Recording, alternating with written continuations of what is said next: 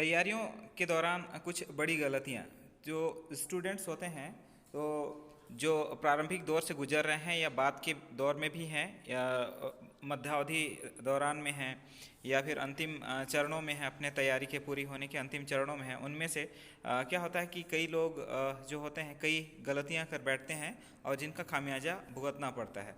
तो चलिए one by one इनका हम शॉर्ट में इंट्रोडक्शन ले लेते हैं, ताकि इन सभी चीज़ों को आप पढ़ने के दौरान ज़रूर ध्यान में रखें। पहला है अनलिमिटेड पढ़ाई वर्सेस सही रणनीति। तो आप पढ़ाई कितना करें, कैसे करें, एक सवाल ये होता है। तो पढ़ाई जो है, पढ़ाई का कोई अंत नहीं है, नॉलेज का कोई अंत नहीं है। तो इसलिए है कि पढ़ाई और उसकी रणनीति दोनों ही चीज़ें महत्वपूर्ण होती हैं। ठीक है, सिर्फ पढ़ाई करने से कुछ नहीं होगा और सिर्फ रणनीति बनाने से कुछ नहीं होगा। अतः सही रणनीति और सही अप्रोच के साथ आगे बढ़ना ज़रूरी होता है। और 3 फेजेस एग्ज़ाम्स में क्या होता है, तीनों फेज को एक साथ लेके चलना आवश्यक होता है। ना कि सिर्फ प्रीलिम्स आया तो प्रीलिम्स का तैयारी कर रहे हैं और मेंस एग्ज़ाम में फ़ेल हो गए, मेंस का हुआ लेकिन इंटरव्यू में फ़ेल हो गए। तो इसलिए है कि पढ़ने के दौरान आप अपना अप्रोच को हमेशा अवेयर रखें कि कौन सा जो एलिमेंट है वो किस एग्ज़ाम में काम आएगा। दूसरा पॉइंट है इसमें प्रीवियस ईयर्स क्वेश्चन को ना करना, एक बड़ी गलती मानी जाती है। तो इसलिए आप प्रीवियस ईयर्स क्वेश्चन ज़रूर करें, क्योंकि इससे आपको क्वेश्चन सेटर का माइंडसेट पता चलता है, उसमें जो आयोग है क्या चाहता है अपने कैंडिडेट्स में उसके बारे में पता चलता है। डे टू डे लाइफ में जो हो रही घटनाओं का कितना वेटेज दिया गया है, किस सेगमेंट में कितना क्वेश्चन आने वाला है या दिया जा रहा है, इसके बारे में आप थोड़ा अनुमान लगा सकते हैं। आप अपना तैयारी का लेवल आपका कितना है कि आयोग के कितने क्वेश्चन हिट कर पा रहे हैं, इन सभी चीज़ों के बारे में पता चलता है। और इसीलिए आपको मॉक टेस्ट भी ज़रूर शामिल होना चाहिए, ताकि आपको अपनी कमियों के बारे में लगातार पता चलता रहे और अन्य स्टूडेंट्स के से आपका समकक्षता कितना है। हालांकि ये बात मायने नहीं रखता है, क्योंकि ये मॉक एग्ज़ाम है ना, रियल एग्ज़ाम नहीं है। तो इसलिए आपको टेस्ट देते रहना चाहिए।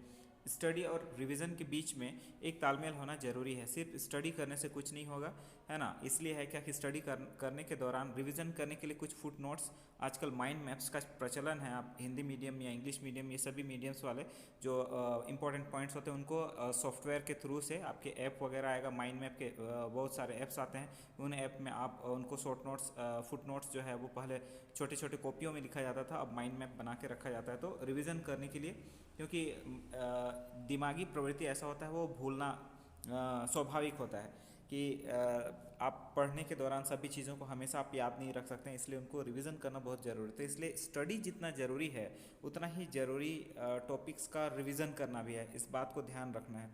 उसके बाद 5वां पॉइंट आता है limited books versus unlimited book. Limited book को कई बार पढ़ें या एक बार अनलिमिटेड बुक पढ़ें। कई सारी किताबों को आप एक बार पढ़ें या एक किताब को कई बार पढ़ें।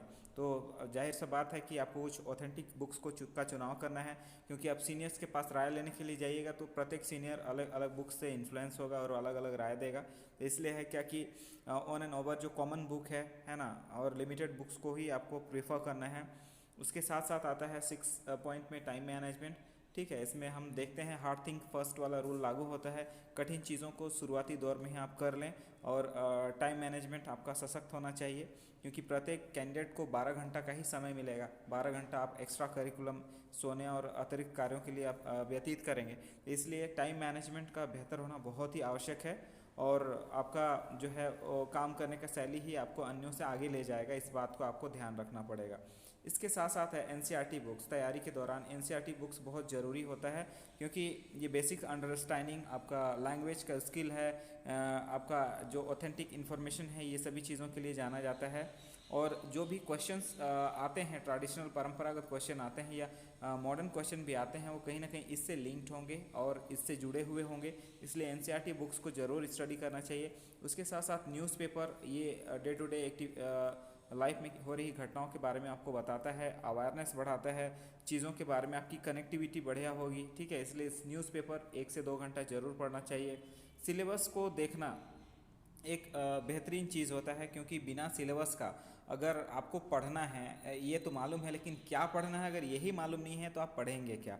तो जाहिर सी बात है आप पाथलेस हो जाएंगे। तो इसलिए कहीं ना कहीं बेवकूफ़ी माना जा सकता है अगर आप सिलेबस को जाने बिना आप पढ़ने के लिए बैठ जाते हैं। तो इसलिए है कि आपको सिलेबस के अनुसार ही चलना होगा, है ना, उस पाथलेस नहीं होना है, क्योंकि आपका एफर्ट, टाइम, ये दोनों ही बर्बाद होगा और उससे कोई आउटपुट नहीं आएगी। इसलिए सिलेबस के अकॉर्डिंग ही आपको पढ़ाई करनी होगी। इसके साथ साथ जो सबसे ज़रूरी चीज़ होता है, कोई भी एक्टिविटीज़ को करने के दौरान उसका सक्सेस का गारंटी होता है, या फिर मतलब अनसक्सेस का गारंटी तो श्योर है अगर आप फिजिकल और मेंटल हेल्थ के ऊपर अगर आप फोकस नहीं करते हैं। आप सोचिए, एक बार अगर आप बीमार पड़ गए तो आप कई महीने पीछे हो सकते हैं। अगर मेंटल हेल्थ आपका ख़राब है तो लोग डिप्रेशन के शिकार हो जाते हैं, कई बार सुसाइडियल टेंडेंसी आ जाती है। भगवान ना करे आप लोगों के साथ में हो। तो इसलिए है क्या कि मेंटल हेल्थ और फिजिकल हेल्थ, ये दोनों के ऊपर काम करना बहुत ज़रूरी है। इसलिए है आपको फिजिकल एक्टिविटीज़ में भी थोड़ा इन्वॉल्वनेस दिखाना पड़ेगा, और मेंटल हेल्थ के ऊपर में भी आपको काम करना ज़रूरी होगा, ताकि आप परीक्षा के दौरान नर्वस ना हो या फिर बीमार ना पड़े। अगर एक बार नर्वस हो गए तो 3-4 साल की पढ़ाई और उसका आउटपुट जो 3 घंटा में आप देने वाले हैं, वो 10 मिनट का नर्वसनेस आपका पूरा किया धरा पर पानी फेर देगा। तो इसलिए फ्रेंड्स, ये सभी चीज़ें जो हैं वो बहुत ही ज़रूरी हैं, और अगर आप इनका गहराई से चिंतन करके अगर आप सही रणनीति नहीं बना पा रहे हैं तो फिर आपका तैयारी का मायने जो है वो कोई मायने नहीं रह जाएगा। तो इसलिए आपसे रिक्वेस्ट है कि इन सभी पॉइंट्स के ऊपर में और गहराई से एनालिसिस करें, और अपने व्यू और थॉट्स जो है मेरे कमेंट सेक्शन में ज़रूर डालें। तो आज के लिए थैंक यू, धन्यवाद, और मेरे चैनल को शेयर और सब्सक्राइब करें। जय हिंद।